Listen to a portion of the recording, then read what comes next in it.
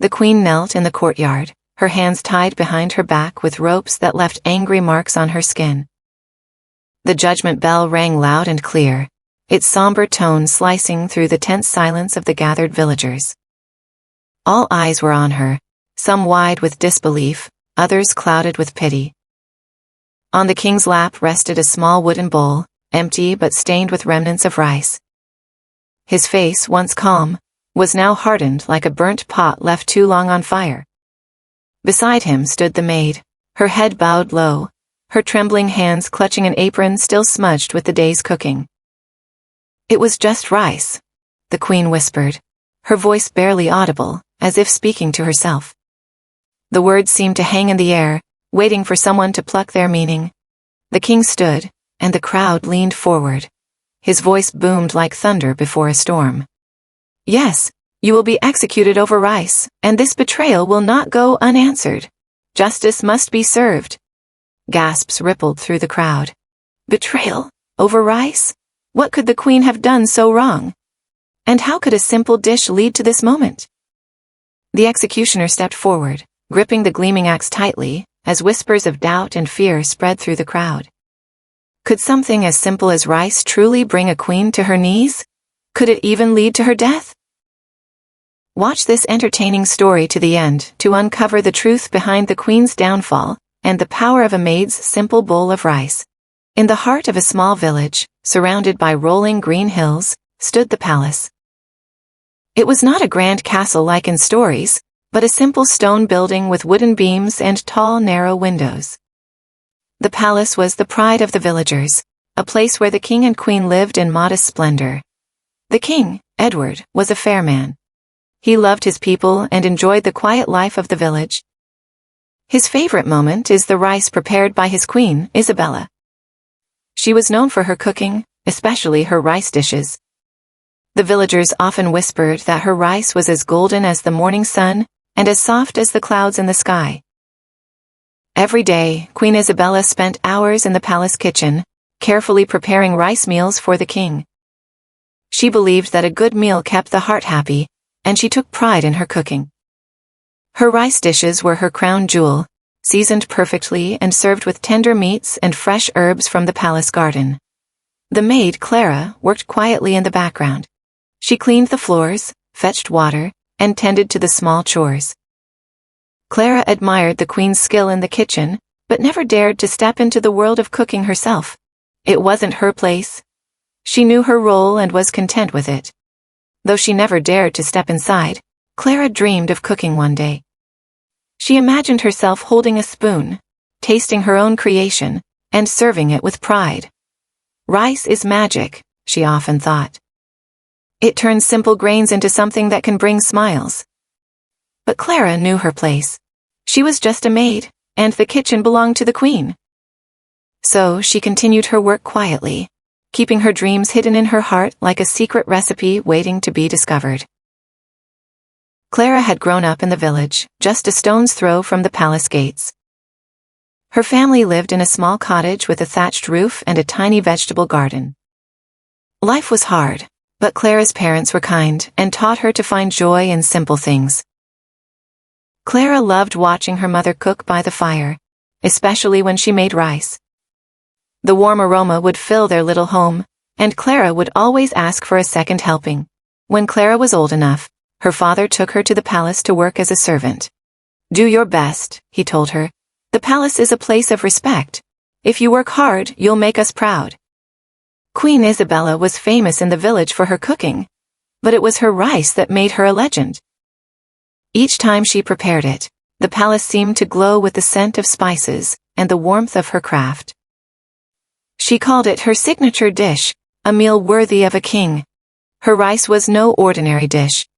She started with the finest grains, carefully washed until they sparkled like tiny pearls.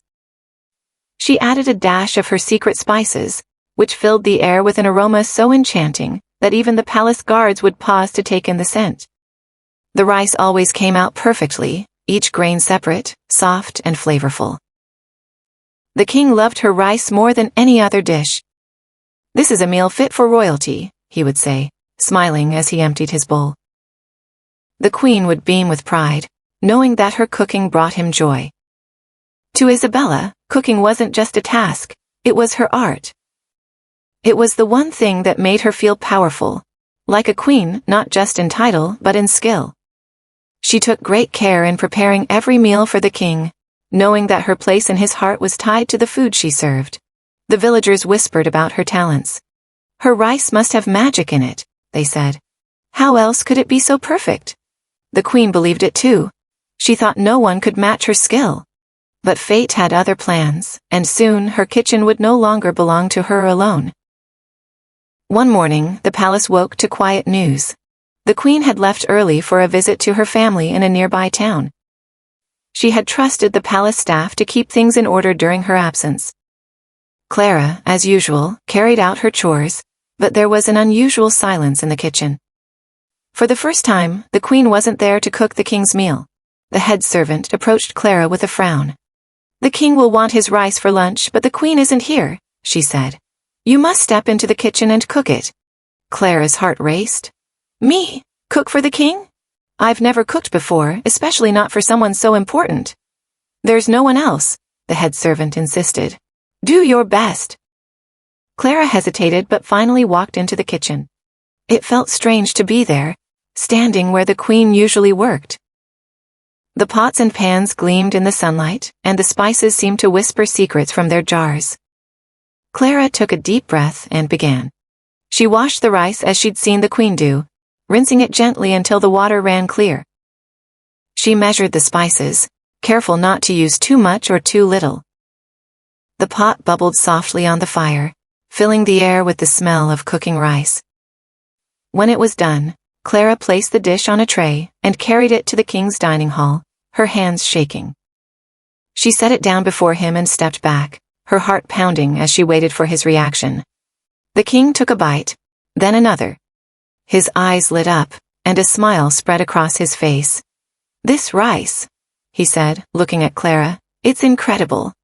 Clara's face turned red with surprise and pride. Thank you, Your Majesty, she said, bowing deeply. For the first time, Clara felt a spark of confidence. She had done something she never thought possible. But little did she know, this small moment of triumph was about to change her life, and the palace, forever. The king was a man who appreciated good food, but this rice was unlike anything he had ever tasted. Each bite was full of flavor, with just the right amount of seasoning. The grains were soft but not sticky, and the aroma reminded him of spring mornings in the countryside. As the king finished his meal, he kept praising the rice. The other servants whispered among themselves, surprised by his reaction. They knew how much he loved the queen's cooking, but now it seemed like Clara's rice had stolen his heart.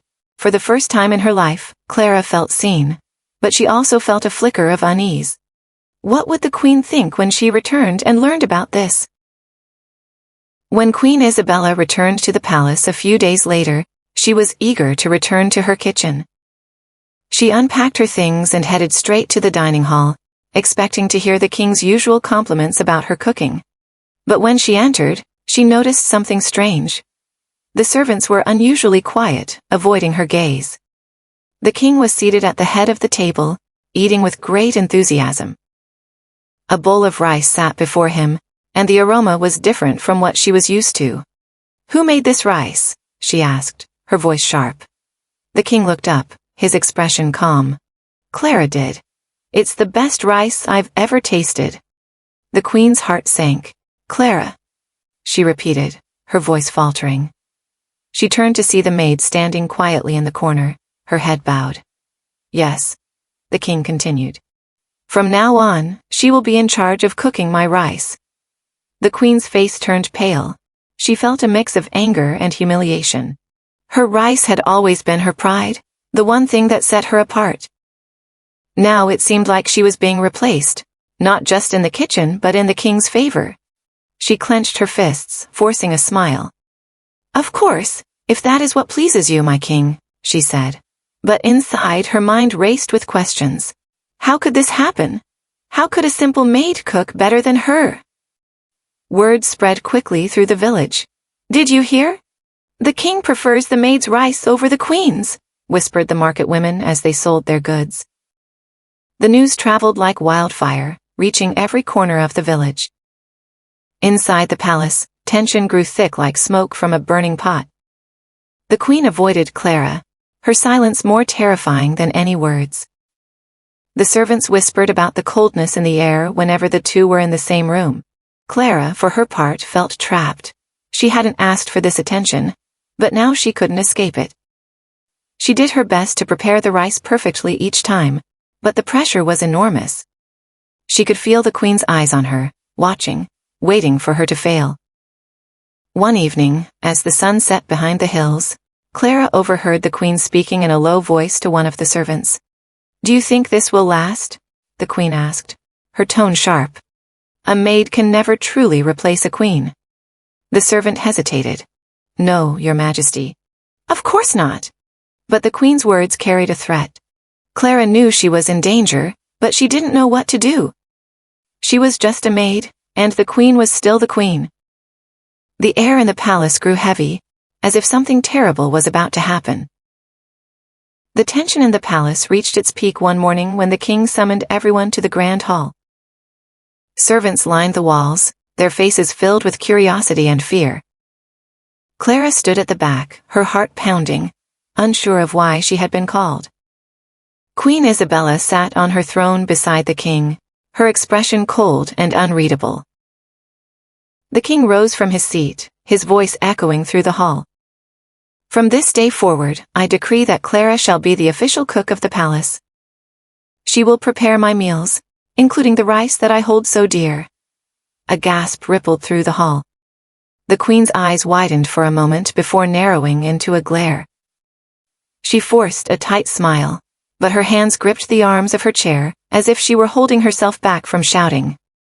"Your Majesty," she said, her voice calm but tense, "this is highly unusual. A maid taking over the role of a queen in the kitchen?" The king turned to her, his tone firm. "It is not about titles, Isabella. It is about skill and satisfaction. Clara's rice has brought me joy I haven't felt in years. This is my decision." Clara's face burned with both pride and fear. She bowed deeply. "Thank you, Your Majesty. I will do my best." As the king dismissed everyone, the queen left the hall without a word. But her silence spoke volumes. Clara couldn't shake the feeling that this was far from over. The queen's anger grew with each passing day. She felt humiliated, cast aside, and consumed by jealousy. She couldn't stand seeing Clara in the kitchen, receiving praise for something that had once been her pride. In the quiet of the night, a dangerous plan began to form in her mind. One afternoon, while the kitchen was busy with preparations, the queen found her chance. Clara had stepped out to fetch herbs from the garden, leaving the pot of rice simmering on the fire. The queen slipped into the kitchen, her footsteps light as a whisper. From beneath her cloak, she pulled out a small vial filled with a deadly poison. She poured the contents into the pot, stirring quickly to dissolve it. The poison was odorless and tasteless, impossible to detect. Satisfied, she left the kitchen, her heart pounding with both fear and satisfaction. When Clara returned, she had no idea what had been done. She continued cooking, tasting the rice to ensure it was perfect, and served it to the king as usual. The king sat at the dining table, eager for his meal. He took a spoonful of the rice and began to eat. For a moment, everything seemed normal. But then he coughed, his face turning pale. The room erupted in panic as servants rushed to his side. The king gasped for air, clutching his chest before falling unconscious. The palace was in chaos after the king's poisoning. Clara was the immediate suspect, as she had prepared the rice.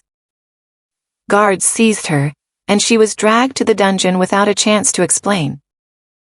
The king's personal healer worked tirelessly, and by dawn, the king regained consciousness.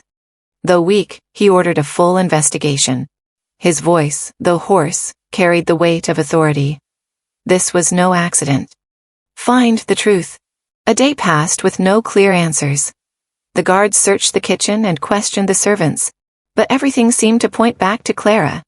Even Clara began to doubt herself. Could she have made a mistake without knowing it? Then came a twist no one expected.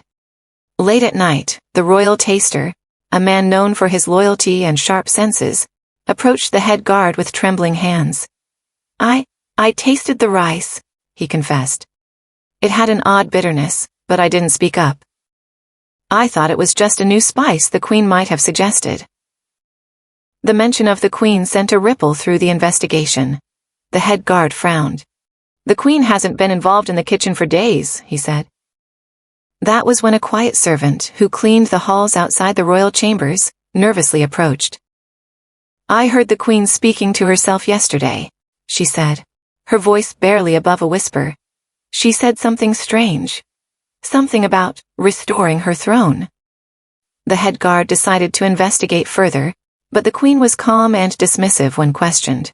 Ridiculous, she said, waving off the allegations. The staff is inventing stories to cover up their own incompetence. But as the investigation deepened, an unexpected clue emerged. In the ashes of the kitchen hearth, a guard found something unusual. The broken glass remnants of a small vial, melted from the heat. It had been hidden deep in the coals, as if someone wanted it destroyed. The guard brought it to the head servant, who recognized the faint scent of poison on the shards. Only someone with knowledge of the kitchen would know to hide this here, the head servant remarked. Suspicion turned back toward Clara, but something didn't add up. Clara had no reason to poison the king. The act made no sense. Then the turning point came from a surprising source. The king himself. Weak but observant, he asked for the palace records. The head servant brought them, confused but obedient. The king flipped through the pages slowly until he found what he was looking for. A record of the spices and ingredients used in the kitchen. Fetch the stable boy, the king ordered suddenly. The boy arrived, nervous and unsure of why he had been called. Tell me, the king said, his voice steady. Did anyone borrow from the spice storage recently? The boy hesitated, then nodded. Yes, your majesty. The Queen herself asked me to fetch a jar of clove powder 2 days ago. She said it was for a personal remedy. The room fell silent. Clove powder? The kitchen staff exchanged uneasy glances.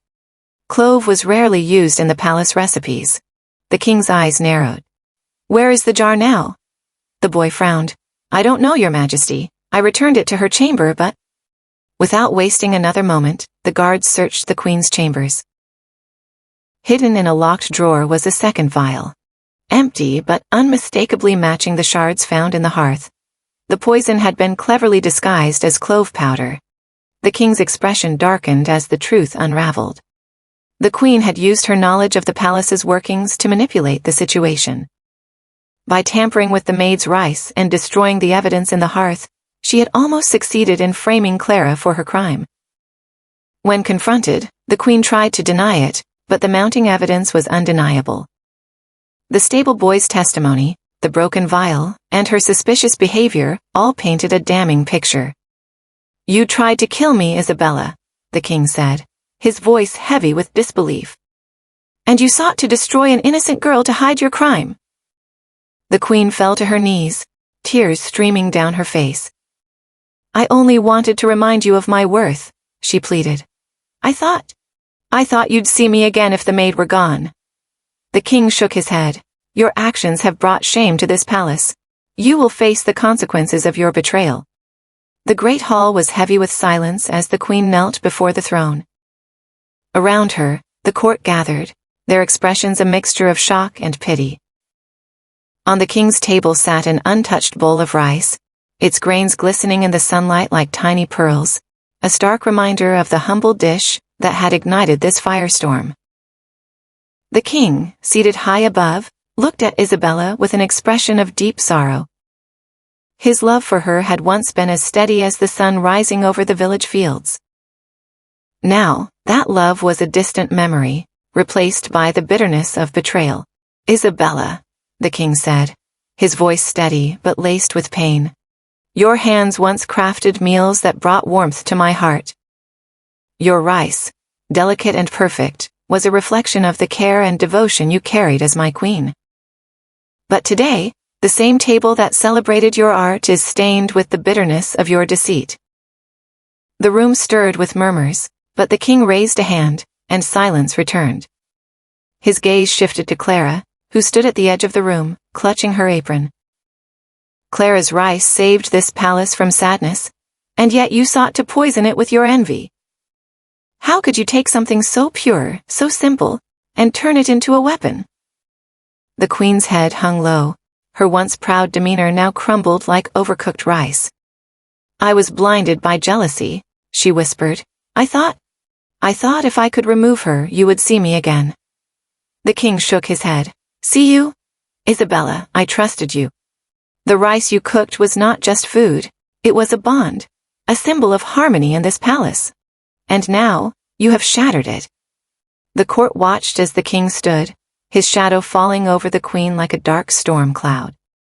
Your actions have brought shame to this palace, to the very essence of what food represents, a source of life, unity, and joy. You did not just betray me, you betrayed the simple beauty of what sustains us. He paused, letting the weight of his words settle over the room. For your crimes, attempting to poison your king and framing an innocent maid, I have no choice but to deliver justice. The court gasped, but the king's voice was unwavering. Isabella, your punishment is death. The harmony of this palace and the village must be restored. The queen's face crumpled, tears streaming down her cheeks. The villagers, who had been summoned to witness the judgment, looked on in stunned silence. Even Clara, standing quietly in the corner, felt a pang of sorrow. The queen had been her superior, her guide, and now, her downfall was complete. The execution bell rang, its solemn toll filling the air.